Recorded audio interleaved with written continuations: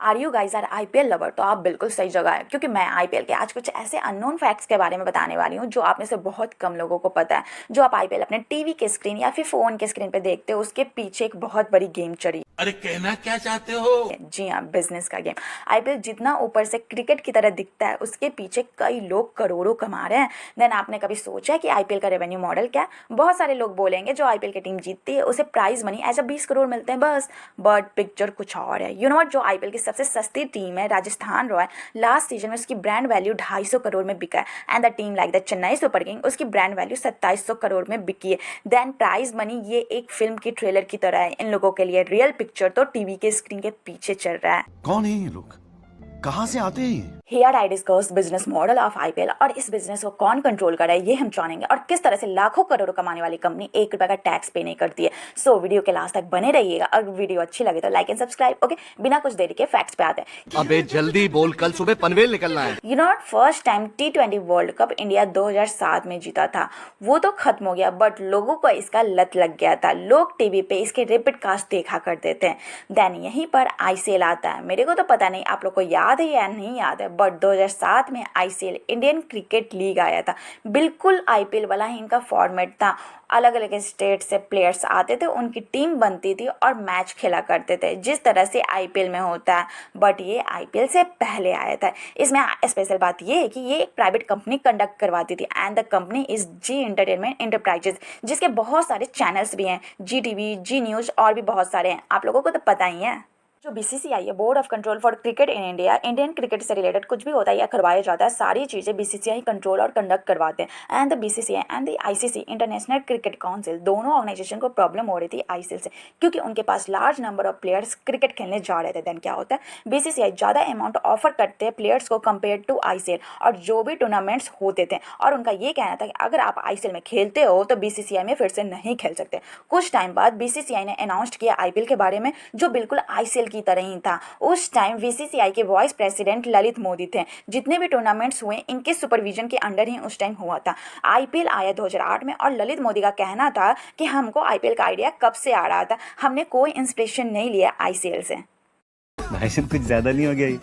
मतलब कुछ भी। ये आप डिसाइड करो इनकी बातें एक्सेप्टेबल है या नहीं, क्योंकि जनता सब जानती है और समझती है ना। इनके प्लेयर्स पे रिस्ट्रिक्शन लगा होता है, ये मैच खेले या नहीं खेले। धीरे धीरे आईसीएल का ग्राफ डाउन चला गया, और इनका लास्ट मैच 2009 में होता है। 7 में स्टार्ट हुआ और 9 में खत्म भी हो गया। And here slowly IPL kill the ICL.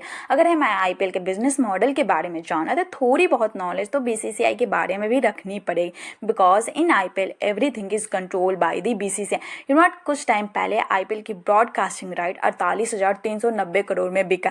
And now we know how the business model of the IPL ecosystem work. Okay, और इसमें कौन कौन पैसे कमा रहे और किस तरह से कमा रहे पैसे, तो बीसीसीआई टीम, ब्रॉडकास्टर, स्पॉन्सर जम के कमा रहे।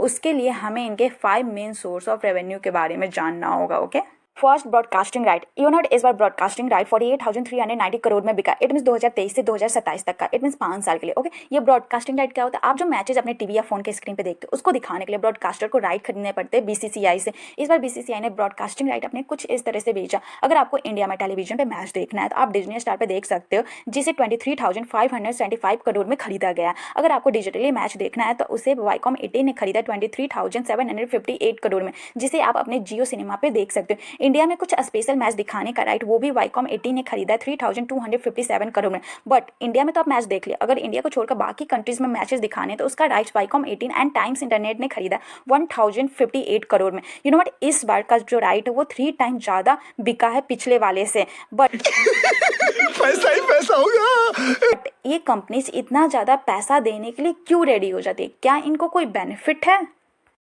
जी हाँ, अगर आप टीवी पे कोई भी एड्स बस 10 सेकंड के लिए देखते हो, ये 14 to 15 लाख कमा लेते हैं फ्रॉम अदर स्पॉन्सर। इनका सबसे बड़ा सोर्स ऑफ रेवेन्यू जनरेट करके देता है ब्रॉडकास्टर के लिए स्पॉन्सर से।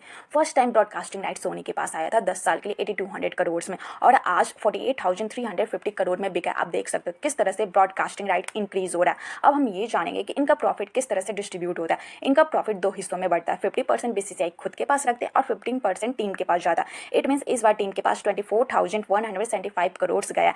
And the second second source of revenue is franchise. इसका 100% बीसीसीआई के पास जाता है। अगर कोई टीम बनती है उसका फ्रेंचाइजी राइट्स बड़े बड़े कंपनीज खरीदती हैं, like the Ambani, Adani and celebrities like the SRK। आप देख सकते हो किस तरह से बाइट करते हैं फ्रेंचाइजी राइट्स लेने के लिए कंपनीज एंड सेलिब्रिटीज।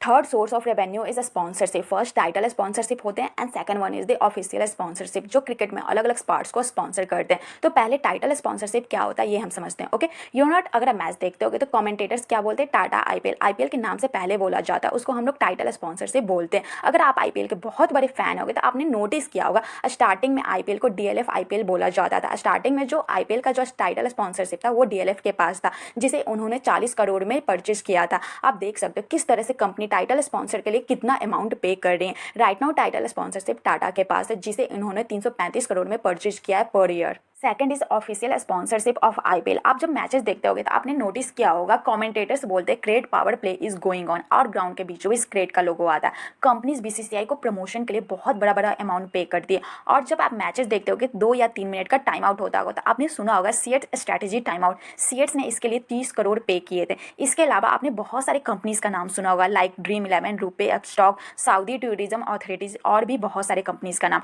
और बाउंड्रीज के कवर पे भी आपने बहुत सारे कंपनीज का नाम देखते होंगे। इस बार ऑफिशियल स्पॉन्सरशिप BCCI के पास 210 करोड़ आए थे, और इसका 50% BCCI के पास गया और 50% टीम के पास गया।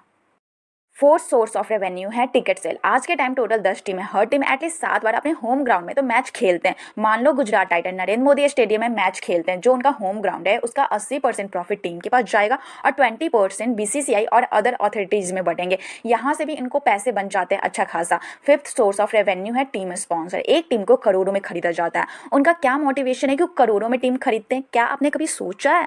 Prize money? नहीं। वो टीम के मेंबर्स को लाइक करते हैं? नहीं। तो क्या प्राइज मनी तो बस 20 करोड़ है। मेन रीजन है ब्रांड स्पॉन्सर। ये पैसे 100% टीम के पास जाता है।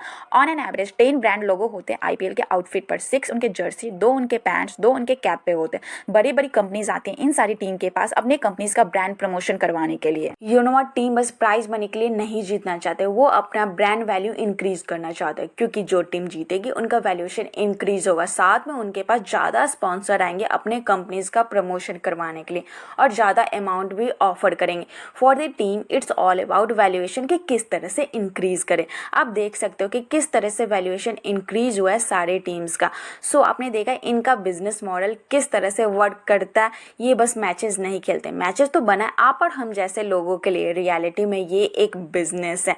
आपके माइंड में एक क्वेश्चन आ रहा होगा, करोड़ों कमाते हैं, टैक्स तो बहुत पे करते होंगे, बट करोड़ों कमाने वाली कंपनी 1 रुपया का टैक्स पे नहीं करते, क्योंकि BCCI को एग्जम्पशन मिला इनकम टैक्स एक्ट के अंदर सेक्शन 12A में। Why, Dada? Why? This is business. सो अगर आपको जानना है कि किस तरह से 7 महिलाओं ने बिना बिजनेस बैकग्राउंड और एजुकेशन की 1600 करोड़ की कंपनी खड़ा कर दी, तो आप मेरी ऊपर वाली वीडियो देख सकते हो। अगर आपने वीडियो यहाँ तक देख लिया तो प्लीज चैनल को सब्सक्राइब, वीडियो को लाइक कर दीजिएगा, इससे हमें बहुत मोटिवेशन मिलता है अपकमिंग वीडियो बनाने में। So please like and subscribe. See you guys in next video. Thanks for watching my channel.